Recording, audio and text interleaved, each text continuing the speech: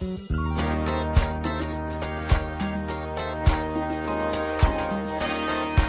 and gentlemen, here's your host, Tanner Cappellini. Hi everyone, this is Tanner Cappellini, the host of Cappellini Conversations, and welcome back to episode 4.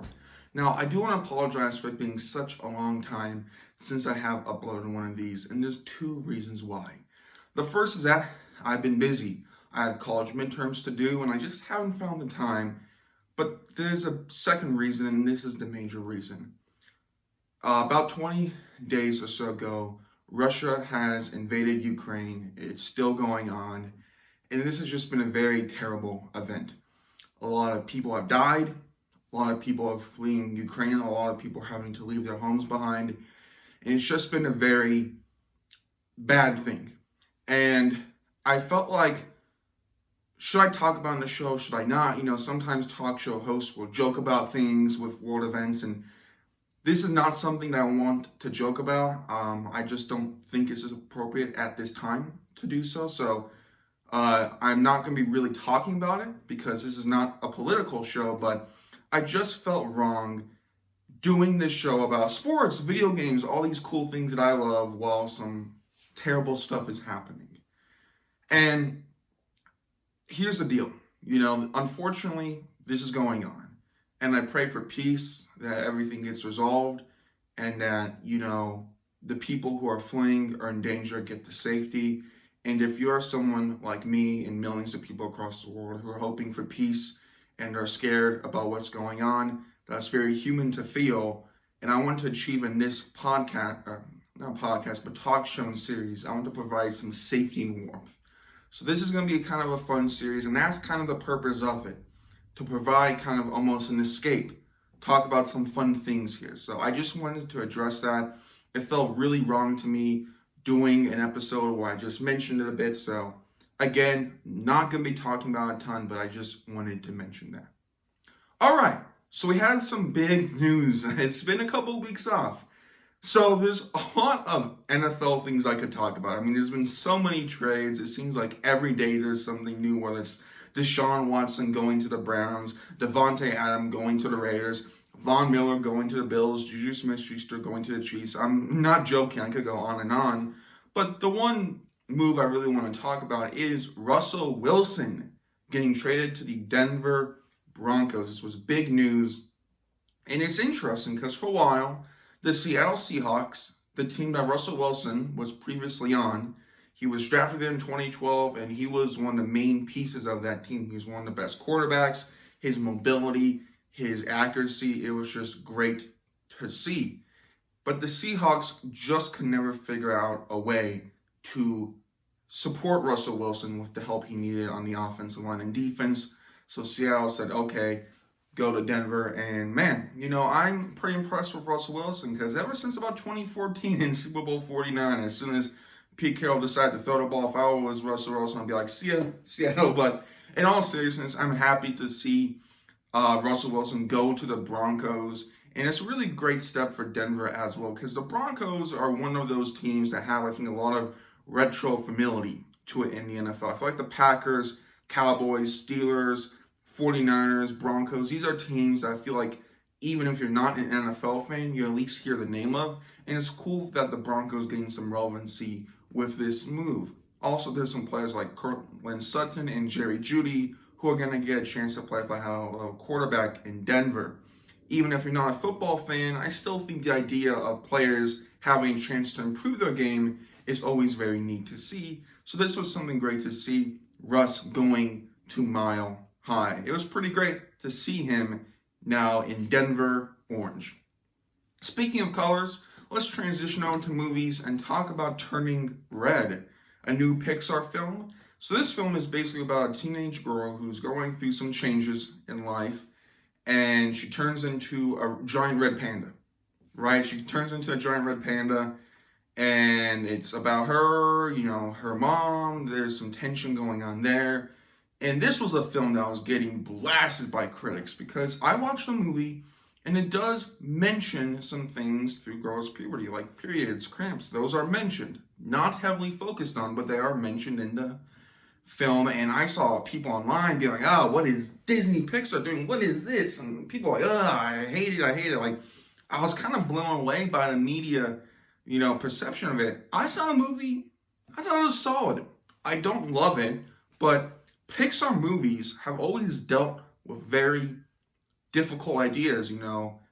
In Finding Nemo, the father and son get separated, in Finding Dory. Dory thinks her parents might be dead for most of the movie. Up, Carl's wife dies in like the first, 5 minutes of the movie. So Pixar's always dealt with that stuff. And I always like how Pixar says, yeah, this stuff happens and want to try to present it in a fun, engaging way. And that's what I think they do in Turning Red. I think the animation was cool and it was an enjoyable story enough. Did I relate to it? Sort of. The film also touches a bit on kind of that embarrassment when it comes to school, and that is something that me and probably a lot of other people could, be like, hey, I could relate to that. So I just kind of find it weird the backlash this film is getting. A lot of people really love it, though, as well. It's kind of a split movie, and I'm glad people are seeing some relatability to it. So I just thought that was interesting to mention how this film in specifically, people are like, no. I'm like, okay. I just found that to be a very weird thing. Also very weird as we transition to comic books is that Daredevil, Luke Cage, Jessica Jones, a lot of these Marvel Netflix shows that were previously on Netflix, that's what I call the Netflix shows, they left Netflix and are now on Disney Plus, and they're uncensored. Now these are shows that have a lot of, very heavy themes, they're very violent, and there's a lot of, very interesting themes throughout it. And this is really interesting because I know that a TV show is not a comic book, but one thing about comic books I think is really cool is that they're very much that author's vision. Whoever wrote it, I'd be like, oh, okay, there we go. That's like their vision. And I like how these shows on Disney Plus, they're not altered. They're like, yeah, the creators of the show, that's how they intended for these characters to be. That's how they intended for them to get perceived. So I really do like that's how they're going to get portrayed. It's not like, oh, we're going to maybe twist this and maybe do this and that. No, I like how they're saying, yeah, this is what we're doing. So it's cool to see these shows on Disney Plus. Also, speaking of comic books, Spider-Man No Way Home is on digital. It's pretty fantastic. Speaking of digital, going to video games, Elden Rings has been sweeping over the landscape in terms of video games. This is a game very similar to Dark Souls. Basically, you're in a medieval time and you have tough enemies to kill. That's kind of the basics of it. And it's really cool because with a name, medieval, like Elden Rings, I thought, oh, this is Lord of the Rings. Well, no, this is actually based off something George R.R. Martin, the same person who wrote Game of Thrones, did. So I was like, oh, George R.R. Martin's getting some redemption. At least this game is doing better than the Game of Thrones season finale. I don't think that's really hard to do, though, but it's cool to see a game like this get a lot of popularity. This game, and I haven't played it, so the pictures I'm going to use are one of my friends who's played it. He sent me a lot of cool photos. Is that the game looks very beautiful. It has this very artsy look to it, which I really love. I think a lot of modern video games look good in terms of like, oh my gosh, that actually looks like dirt on someone's hand. Like that's realistic. But it's too kind of realistic. I love how this film is very sprawling with beautiful landscapes. The night sky, it looks really great. I haven't played it, but it's enticing me because I'm like, oh, this is a cool world to go into. I think a lot of the best games like Halo, Mario, you're in these magical worlds. And I'm glad that this game captures that. I think that's a really cool element of this type of game with its success. Then we're going to transition to music. So trying to find a story in music is probably the toughest thing for this show because there's not a lot going on, to be honest. But I'm just going to talk about one of my favorite music memories, right? Just kind of something that I've always connected with. So I'm a huge fan of the Beatles. My family is. They really like the Beatles a lot. A lot of my family members grew up with them. I love the Yellow Submarine, song. Very iconic. And I don't think I have this picture, but I'll show a picture of the Abbey Road cover. This is a famous Beatles album cover.